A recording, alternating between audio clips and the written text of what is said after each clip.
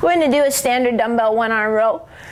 So the big thing here is I want to have about a 90-degree bend at my hips, and I want to keep a flat or a neutral curve in my lower back. I don't want to be rounded like this. I'm going to stick my bum out behind me, push my chest out in front a little bit, and that's the position I'm going to have. Now when I row up, my elbow will be just away from my side, and I'm going to squeeze that shoulder blade back as I row.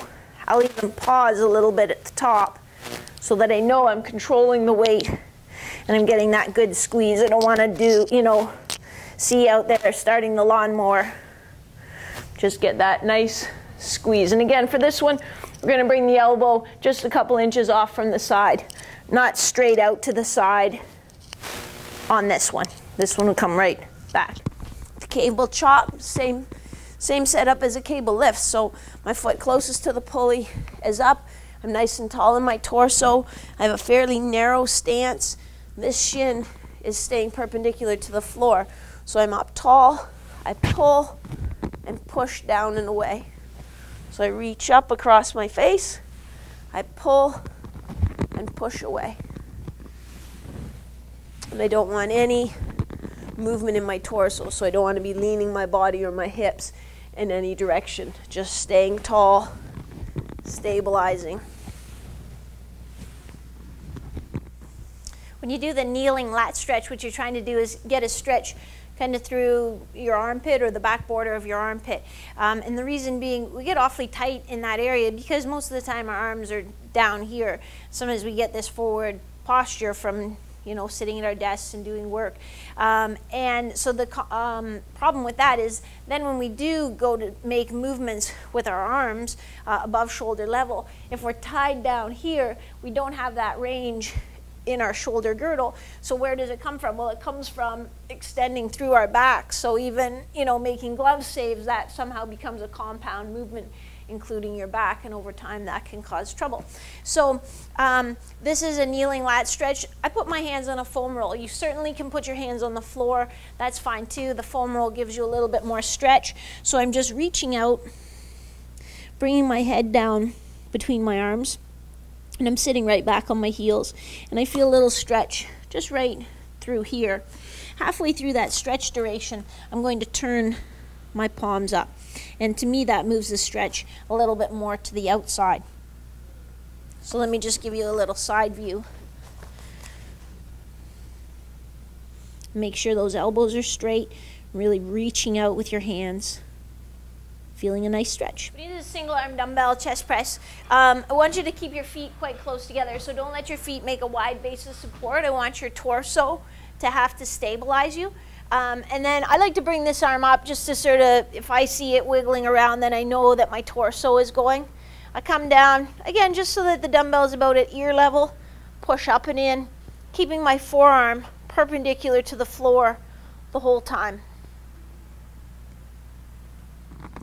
When you do the half kneeling cable lift, you'll come out perpendicular to the line of the cable. And you'll take a fairly narrow stance, so I don't want this foot out wide or this knee angled in at all. Keep it straight up and down and in fairly tight to where this knee is. And then you're staying nice and tall in your torso, so you'll kind of extend through this hip, staying tall. I have an overhand grip here on the rope.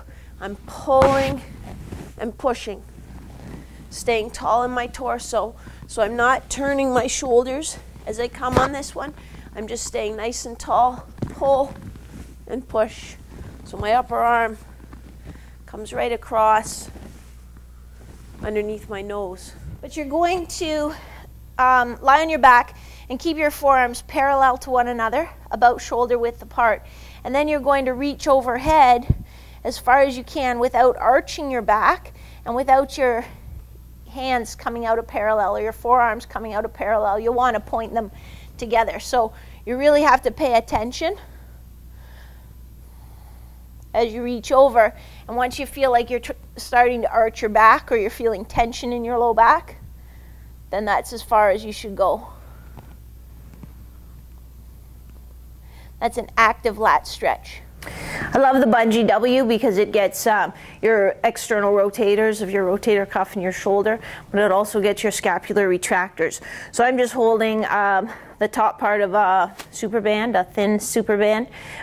You can use a bungee, any type of resistance band you have. Just make sure that it's a light resistance band. These are relatively small muscles that we're trying to work, so if we choose a resistance that's too heavy, then we're going to be bringing in big muscles to help out and not getting what we want. So I start here with my palms up, my forearms pointing straight ahead, my thumbs pointing out to the side. Then I'm going to pull apart. I am going to let my elbows come away from my side a bit, and I make that W at the top, and my thumbs are pointing away from me. And I'm trying to squeeze my shoulder blades together as I go.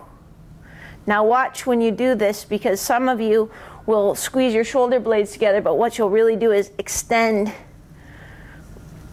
your spine. So make sure your spine isn't moving, and even do it against the wall if you want to help give yourself a little bit more sensory feedback.